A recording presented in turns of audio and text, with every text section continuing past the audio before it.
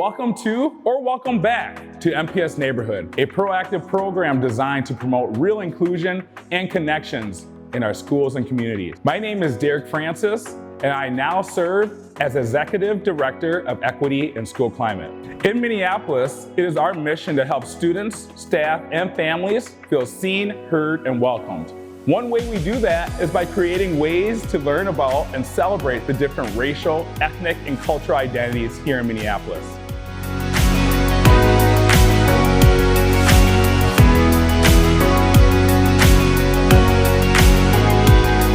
Today, we're going to take an opportunity to learn more about our Hispanic community in Minneapolis. So what is Hispanic Heritage Month?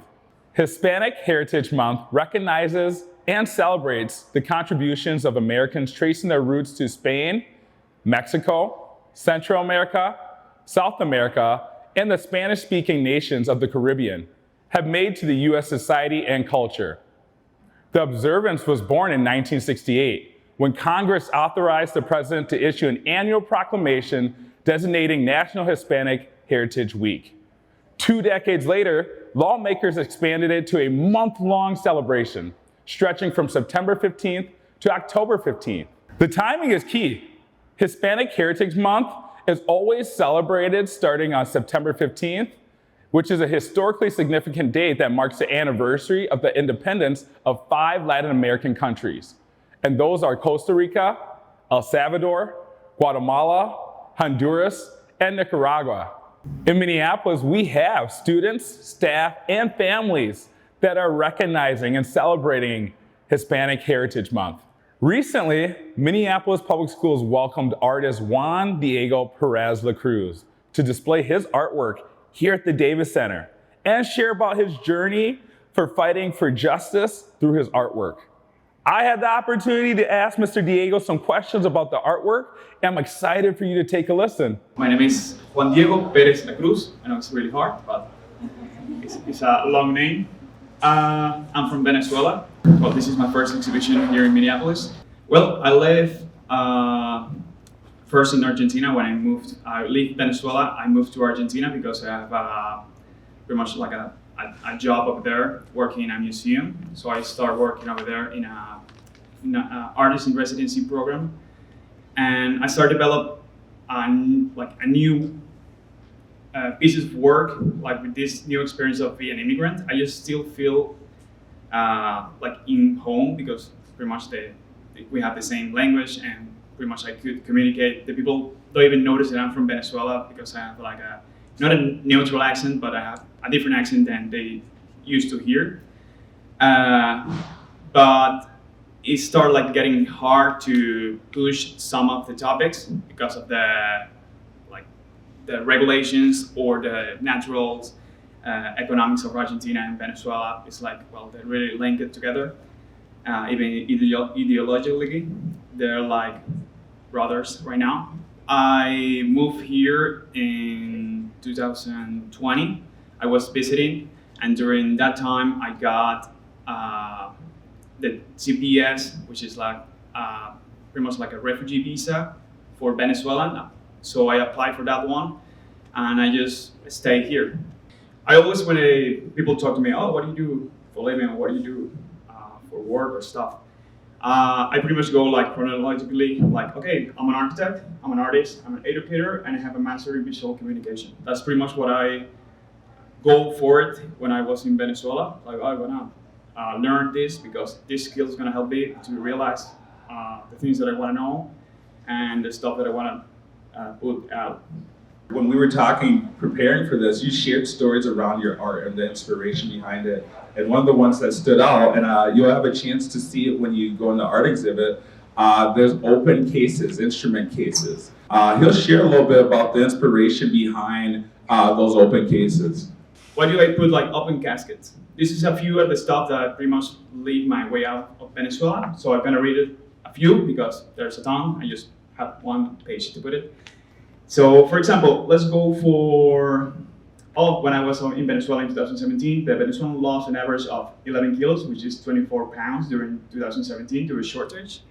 That's the whole country lost 11 kilos.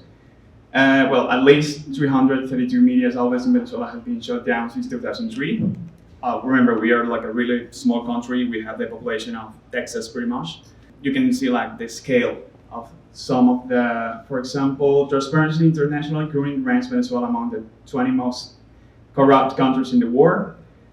At midnight, every single day, you have like idealistic visuals, and you have to put in all the channels, even in radio, you have to put the Venezuela anthem.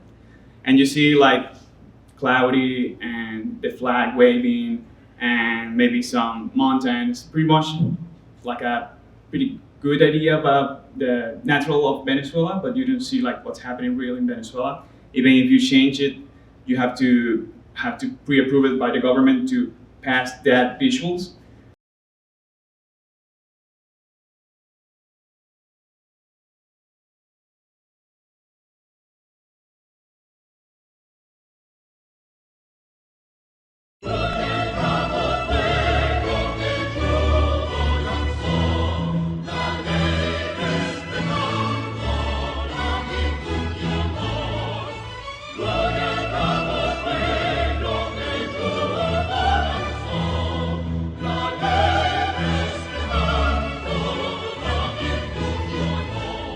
So what I create is like, okay, now I'm gonna create a visuals about this problem in Venezuela, about pretty much the violence and the death in Venezuela, and that's why you're gonna see like open casket and an empty orchestra, pretty much playing with nobody, and it's gonna be like a black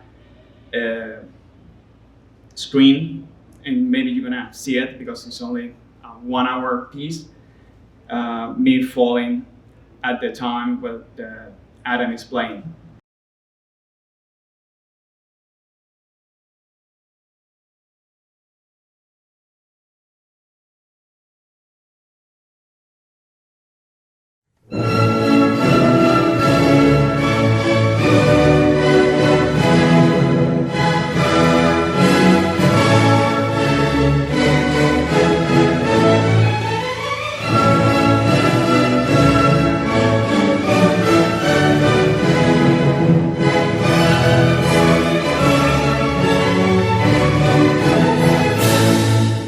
This works about like the symbolic of the national anthem, on what's happening in the public space also matters in the intimate space. So whatever we put outside is also a reflection of what we are inside.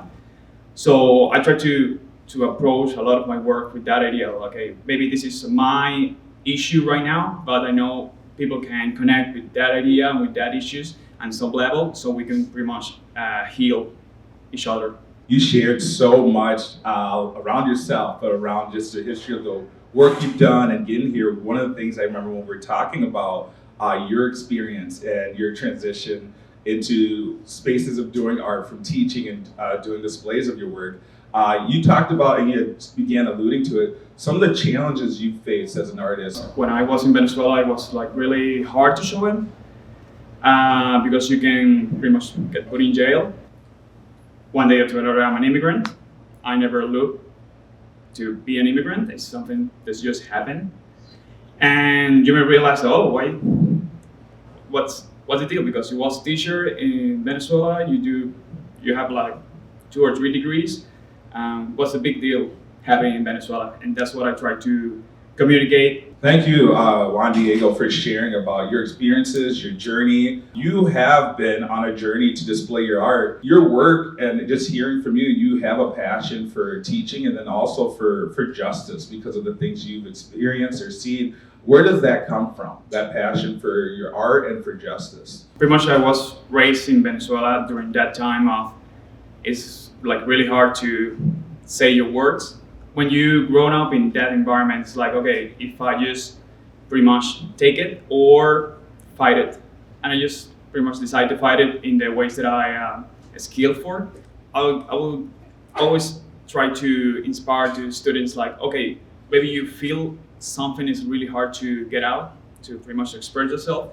Maybe you're not gonna do it in just one piece of papers or 2 or 3 or a week, just working on one piece. So keep working and keep trying to tell that story in a different way than people used to know that story, because sometimes it gets like repetitive when you solve. Sometimes it's like, okay, I know this idea, I know what this come about, so let's try to different angles, more inside angles, and different than everyone just already thought. It's a really good like technique to get to new ways to express yourself. Thank you again, Mr. Diego. Thanks. Can we give him a round of applause for coming to share his artwork?